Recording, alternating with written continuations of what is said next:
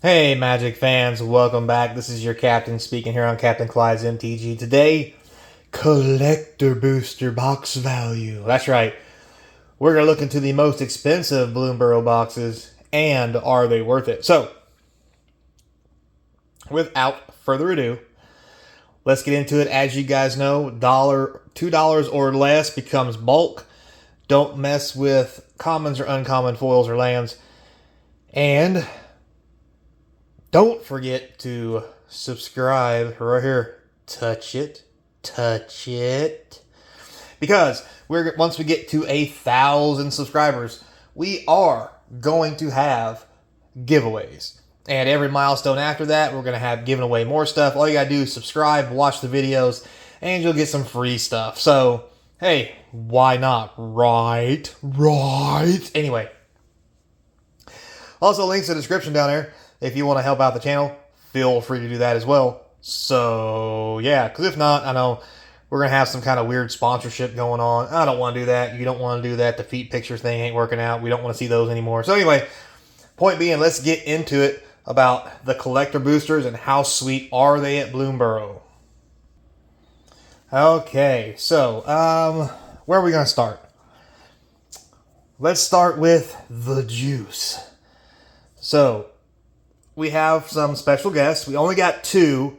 So that's 1 special guest for 3 boxes. That's really low for collectors in my opinion. But it was actually the same for play boosters. So these card values are high, which is good. And they're probably going to stay high because you just can't get this shit, apparently. But we got the same thing we got in the play boosters, which is the rat cards. And, whew, boy, are they spicy expensive. Also, we got 2 raised foil cards, and man, are they pretty. They are so pretty. See the little gold on the edges there? They were sweet. So that's about 1 every 3 boxes. If that holds up, which 3%, I guess that's about right. So, with that said, we have our rares. Like I said, basic stuff. The best rares that were in here, 3 Tree City. Hands down, $20 card, just as it sits. This one in particular, which was full art, is anywhere from 30 to 40, depending on what season you get. And as you guys know, there are several different seasons of this. So, keep that in mind. So we got a bunch of foil rares, obviously. Did all right. So mythics. Got a good chunk of mythics. Not going to lie. Kind of got a lot of the same thing. We did get 1 glib. We got a couple seasons. A couple warrens.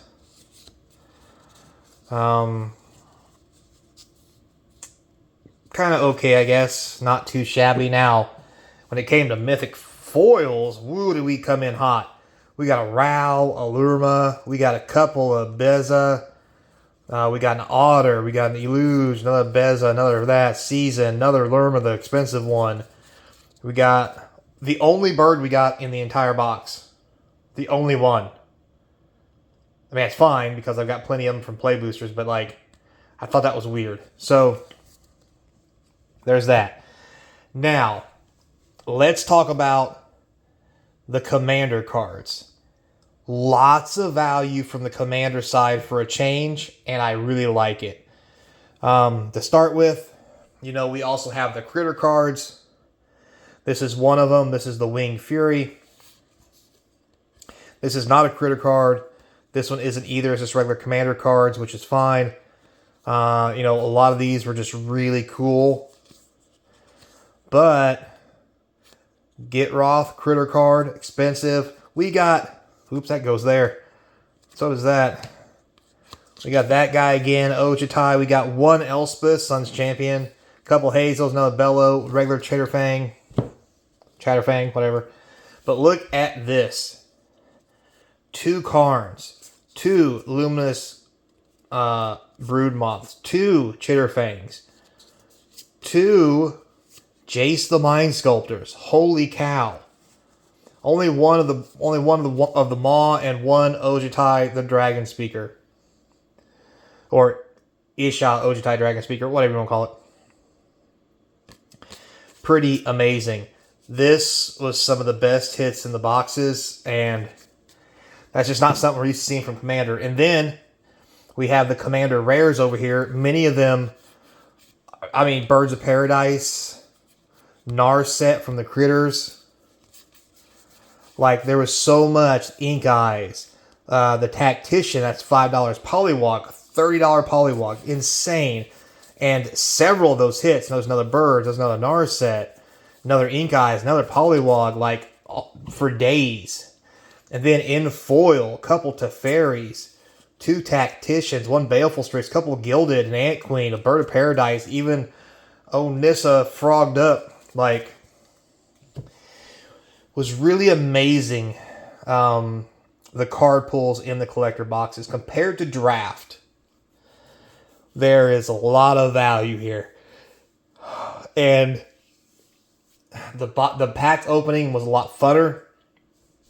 Cards were a lot cooler because, again, you can only get these in collector boxes, so they're going to have value because even if you only have a chance of getting one of these every 3 play boxes, like, so many play boxes get opened, it still drives down the price because tons of play boxes get opened. Because these cards here, here, here, and here are only for collector boxes, they have value now from Commander.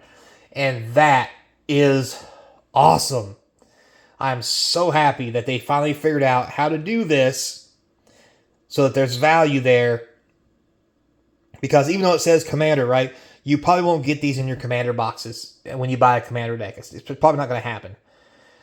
Maybe you will. And if you guys have bought decks and these cards are actually in there, let me know. But at the same time, getting these as foils when they're not foils in the regular decks is amazing. Like, I just think this is good, and I'm happy with it. Like, as cheap as this stuff is, I kind of expect it to have a higher value, but maybe we're at a nice medium point where the boxes are about the same price. There's no big spikes because there's no serialized cards, but the cards hold a high dollar value on a few cards, while the rest of the cards are more mediocre and low level. So it kind of pans out. So, I don't know. But, handy dandy notebook. Here we go. So what I started doing down here is, these are the mythics from the set, mythics from Commander, total price. I got them mixed up the first couple boxes because I was like, man, this is kind of confusing me. But long story short, $231 for this first box, $247 for the second, $208 for the third, $197 for the fourth. That was the worst box. $250 for the fifth, $264 for the last, an average of $232 for a box. These boxes are going cheaper than that right now. Which to me seems a bit absurd because there's so much value, like 156 in rares, 92 in mythic, 72 in mythic, 107 in rares, 94 in rares, 82 mythics, 74 mythics, 111 in rares. Special cards are special guests or the special foils. Like, there's so much going on here, and this set in general, as it pertains to collector boosters, clearly, if you're looking to invest like most people are, or some people are, this is the way to go. And because collector boosters don't get extra print runs, these will always be good. And I think over time, these values, like other ones, are going to really start going up. When or how that happens, I don't know. But we've seen some of the collector boosters as early as Ixalan and what have you really starting to take off because they don't have a large print run. People have already bought them all. They're already gone. They've got cool stuff in there like, Jurassic Park, dinosaurs, and all that stuff. So I think Wizards is starting to figure out how to make a good product without having to put serialized cards and all that other crazy, wacky stuff in there to make people buy it. Because, to be fair, if every set has serialized cards, eventually there would not be a set they would lose their luster if every set had serialized cards. It's just hands down how it would be. So I think cards like this are a good alternative, especially if they're only going to do one print run on a set. I'm fine. So all in all, I love collector boxes. We'll open some more play boosters, and I'll give you a rundown on that later. But I really think if you want to open some packs and you want some bang for your buck and some cool shit, this is the way to go. So until next time, stay kind, and I hope to see you across from the game table. Later, player.